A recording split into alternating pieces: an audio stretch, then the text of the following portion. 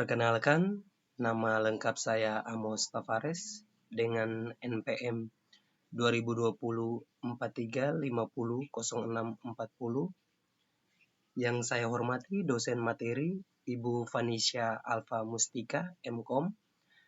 Yang saya hormati juga dosen teknik Bapak Dr. Irwan Agus SE, MMSI. Terima kasih atas kesempatan yang diberikan kepada saya untuk mendemonstrasikan aplikasi yang telah saya buat dengan judul Sistem Pendukung Keputusan Pemilihan Karyawan Terbaik dengan Metode Profile Matching pada PT Kobame Propertindo. Nah, sebelum kita menjalankan aplikasi yang sudah saya buat, di sini saya akan menjelaskan sedikit tentang metode profile matching. Metode profile matching itu seperti apa? Profile matching adalah metode yang digunakan untuk menilai dan membandingkan profil individu seperti karyawan terhadap profil ideal yang telah ditetapkan untuk suatu posisi atau peran tertentu.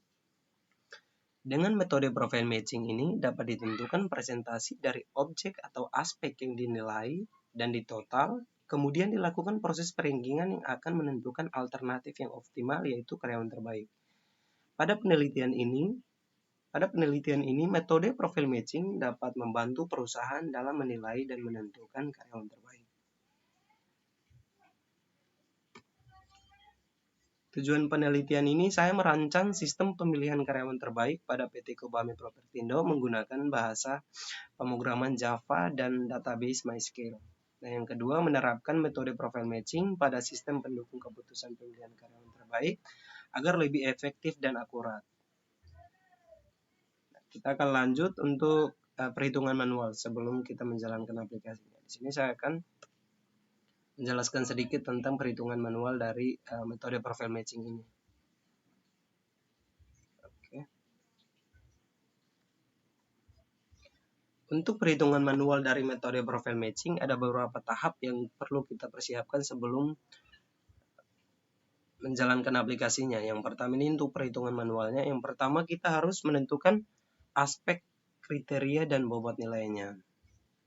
Nah, di sini saya menggunakan ada dua aspek di sini, itu aspek sikap kerja dan aspek sikap kepribadian. Dengan subkriterianya ada 6. Di sini kejujuran, kemampuan, ketelitian, kepatuhan, penampilan, dan perilaku. Dengan bobot nilainya itu 60% dan 40%.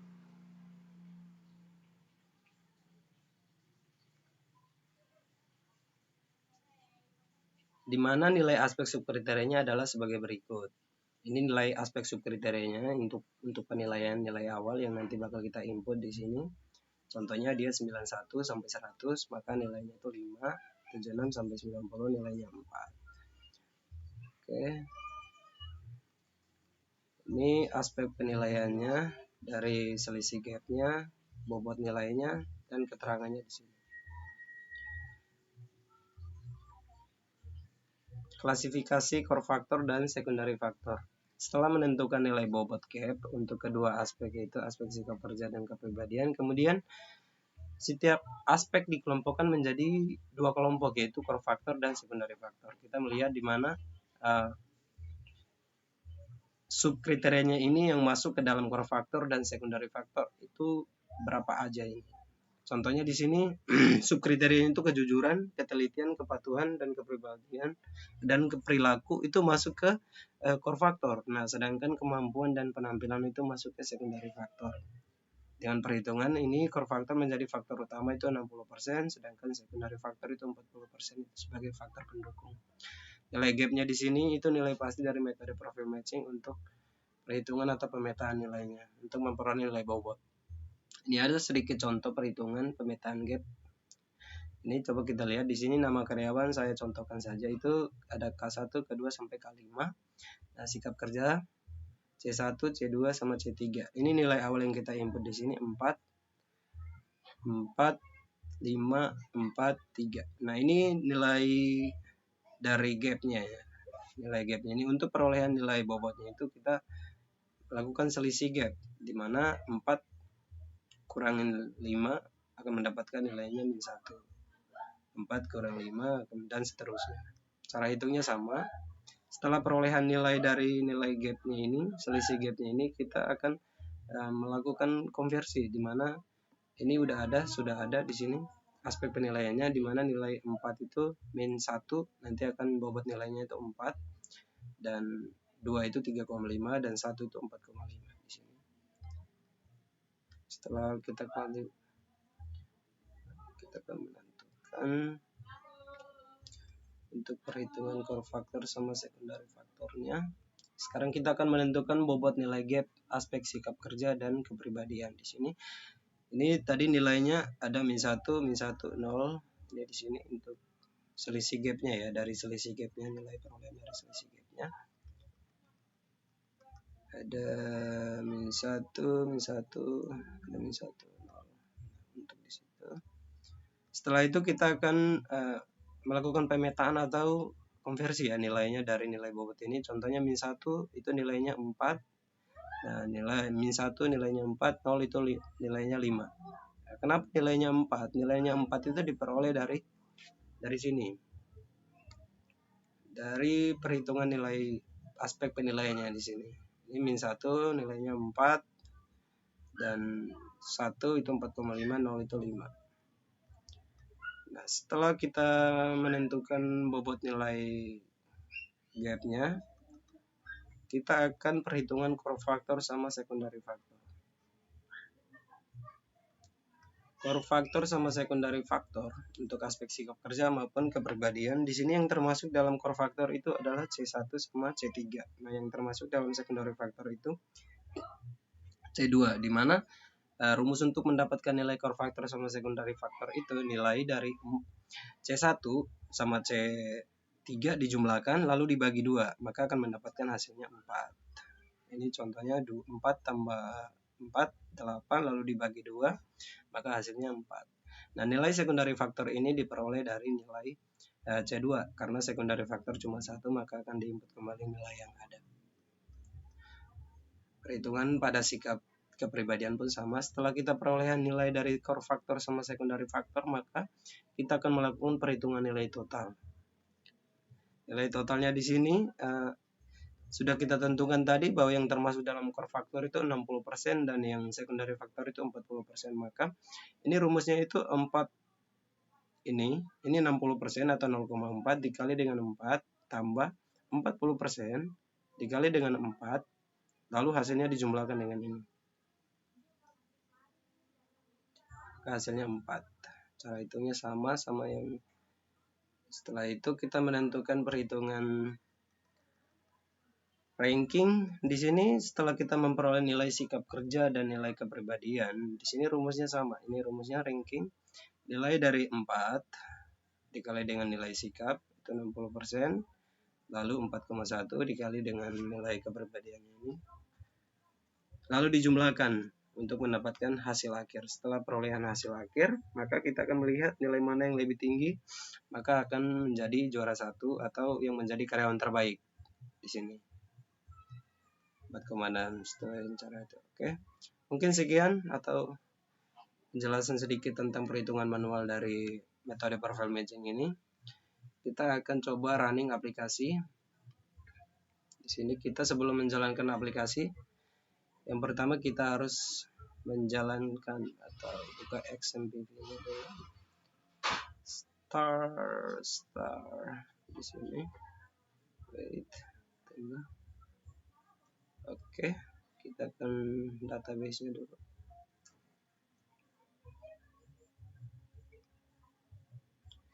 Masih loading.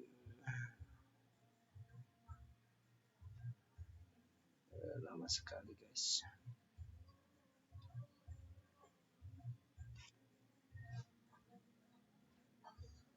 Oke, sudah. Terima kasih. Di sini SPK karyawan, kita coba buka database-nya. Oke, sudah. Close, lalu ke NetBeans.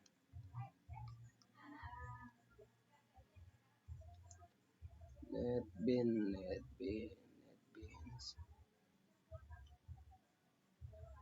Oke, tunggu.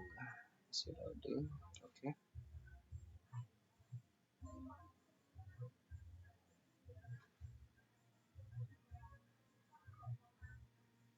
Masih loading.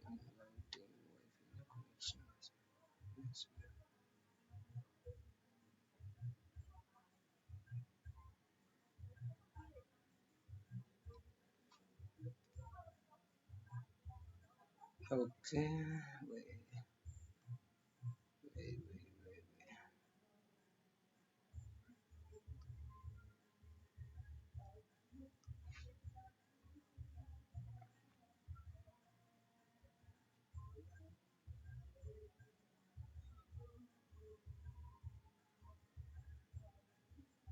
jaringan nih.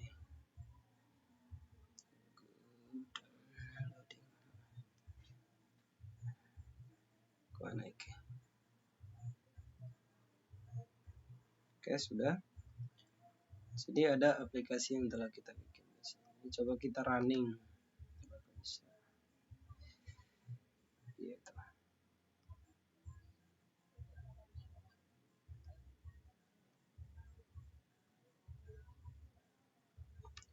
Oke, kita coba running di sini.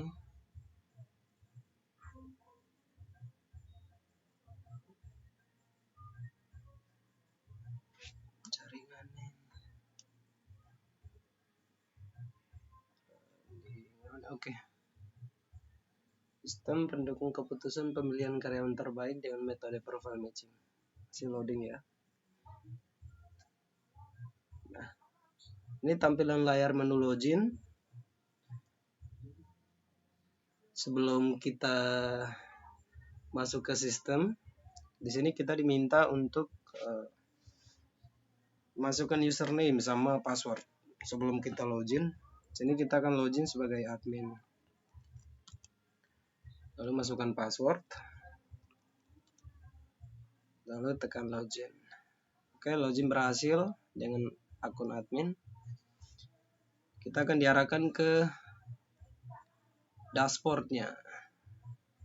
Ini menu dashboardnya. Di sini menu dashboard ada data nilai, data karyawan, data nilai, data kriteria aspek, perhitungan gap, nilai core factor, secondary faktornya, sama ranking serta laporannya. Di sini saya akan menjelaskan satu persatu, di mana yang pertama data karyawan. Data karyawan di sini ada nama karyawan, tempat tanggal lahir, pendidikan, alamat rumah serta nomor telepon. Ada beberapa button di sini, ada button tambah, ada button edit sama button hapus. Nah, di sini ada beberapa contoh atau data yang sudah saya input di sini. Contohnya kita hapus si data Novi ini ya, baru kita tambahkan lagi. Oke, data berhasil dihapus. Di sini kita akan coba input lagi data. Di sini coba input data Novi. Katakan Jawa Barat. Datanya nanti disesuaikan, dia kelahirannya itu 23 Juni 85. Pendidikan terakhir sarjana. Alamat rumah Pasar Bola. Nanti akan disesuaikan 0813 000. Ini sebagai contoh, kita tambahkan datanya. Oke, data sukses ditambahkan. Nah, kita coba menggunakan tombol edit. Nah, si Novi ini kita salah. Dia harusnya kelahirannya tahun 80. Kita salah input. Akhirnya kita coba mengeditnya kembali. Oke, data sukses diedit. Oke, ini adalah beberapa data karyawan yang sudah diinput sama saya. Kita akan coba ke data nilai. Data nilai di sini ada nama karyawan serta subkriterianya, ada tombol tambah, edit maupun hapus. Nah, jika kita ingin mengubah atau menambahkan data karyawan, di sini kita menambahkan data karyawan yang tadi kita hapus. Contohnya Novi, datanya belum ada di sini. Kita tambahkan data karyawan. Oke, kita tambahkan. Sukses, data ditambah. Di sini udah ada data Novi. Atau kita mau ngedit datanya, kita bisa tekan tombol edit. Nanti tinggal edit nilainya atau berapapun, nanti tinggal tekan tombol edit, atau mau hapus tinggal hapus datanya. Ini adalah data kriteria dengan di sini ada kode kriteria dari subkriteria, nama kriterianya di sini. Ini subkriterianya. Nah, jenisnya di sini dia termasuk dalam core factor atau secondary factor serta nilai target dari gapnya ya. Yang tadi kita lakukan perhitungan manual di Excel. 545, 545. Oke, ada tombol tambah maupun tombol tambah di sini maupun edit ataupun hapus. Ada perhitungan atau kriteria aspek. Ini nilai yang sudah ditentukan dari ini ya. Ini contohnya di sini ada keterangannya itu kodenya. Contohnya di sini C1. C1 itu kejujuran, dia masuk dalam jenis core factor. Nilai targetnya itu 5. Di sini dia contohnya nanti nilai awal kita inputnya berapa, 80 atau 90 berapapun. Nanti akan muncul nilai targetnya untuk nilai awalnya. Yang termasuk dalam core factor sama secondary factor. Di sini sudah ada. Kita akan ke perhitungan gap. Ini saya akan menjelaskan sedikit tentang ini penjelasannya hampir sama seperti yang tadi saya jelaskan manual di Excel ya. Cara perhitungan ini nilai awalnya itu, ini contohnya 4, kita perolehan dari sini nih. Nilai 4 ini kita perolehan dari data nilai. Contohnya kita 80 ya 80, maka di sini data kriterianya di situ. Data aspek. Contohnya dia 80 itu berapa? 4 atau berapa? 84 atau 5. Nanti akan perhitungan manual nih, perhitungan secara langsung. Di sini ada nilai gapnya juga. Nilai gap ini diperoleh dari nilai dari 4 kurang 5, maka akan mendapatkan hasil min 1 dan seterusnya. Perhitungannya sama seperti yang di ini, tapi ini secara otomatis. Kalau yang tadi kita lakukan di Excel secara manual ya. Ini tampilan untuk nilai core factor sama secondary. Untuk memperoleh nilai core factor sama secondary factor, mungkin caranya sama seperti yang kita lakukan perhitungan di awal di Excel. Itu yang termasuk dalam core factor sama secondary factor itu apa aja nanti dijumlahkan. Nah, nilai dari core factornya itu, nilai dari secondary factor, maka dia akan diinput dengan nilai yang ada karena hanya satu di sini. Contohnya di sini dia 4 ditambah 4 untuk mendapat nilai core factor ini, maka akan dibagi 2 maka hasilnya 4. Sedangkan kenapa nilai secondary factor itu nilainya sama 3, maka akan diinput dengan nilai yang sama. Untuk perolehan dari nilai sikap kerjanya ini tadi sudah dijelaskan di Excel bahwa dikali dengan 60%, dikali dengan nilai core factornya ini 60%, dikalikan 60%, lalu nilai secondary factor ini dikali dengan 40% atau 0,4. Dari kedua hasilnya setelah dikali dan mendapatkan hasilnya, lalu dijumlahkan untuk mendapatkan nilai sikap kerja. Sama caranya di nilai kepribadian ini. Nah, setelah kita perolehan nilai dari sikap kerja dan nilai kepribadian, untuk mendapatkan nilai hasil akhir, nilai sikap kerja ini dikali dengan 60%, nilai kepribadian ini dikali dengan 40%, lalu dijumlahkan untuk mendapatkan hasil dari nilai akhir ini. Maka di sini yang nilainya tertinggi di sini adalah modulan. Ini kita update data dulu karena Sindovi belum masuk datanya di sini. Ini perhitungannya akan secara otomatis. Dan nilai yang kita inputkan nanti akan secara otomatis dihitung dibandingkan dengan perhitungan manual seperti di Excel tadi. Sudah? Oke. Kita akan coba lihat laporannya. Di sini ada form laporan, ada data karyawan, nilai, kriteria, sama ranking. Ini kita akan lihat data karyawan yang kita input tadi. Hasil loading. Oke. Di sini ini ada tampilan data laporan data karyawan dan sesuai dengan yang kita input di awal ya, data karyawan. Sudah tanda tangan nanti. Oke, ini mungkin laporan data karyawannya tampilannya seperti ini. Data nilai mungkin akan sama. Laporan data nilai sesuai dengan yang kita input.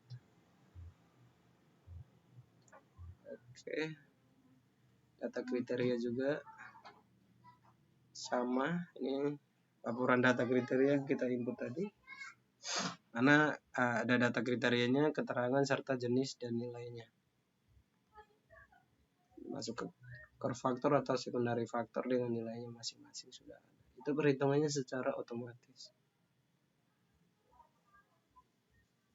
Kita akan melihat ranking, hasil ranking, laporan data dari ranking. Sini kita lihat tadi yang juara 1 siapa, juara 2-nya siapa, yang menjadi karyawan terbaik pertama itu Pamalang dengan nilainya sekian-sekian. Dan kedua Risnadi dengan sekian-sekian. Oke. Kita kembali. Oke, sekian dari saya. Sini ada tombol keluar. Ini adalah perhitungan secara otomatis dibandingkan dengan perhitungan manual seperti di Excel. Ini akan mempermudah admin untuk menentukan mana yang termasuk dalam karyawan terbaik dalam sebuah perusahaan. Dengan nilai dan dengan subkriterianya atau nilai aspeknya itu bisa ditentukan atau dari perusahaan yang bersangkutan. Sekian, terima kasih. Sini ada tombol keluar, kita tekan tombol keluar untuk keluar, maka kita akan diarahkan kembali ke menu tampilan menu loginnya.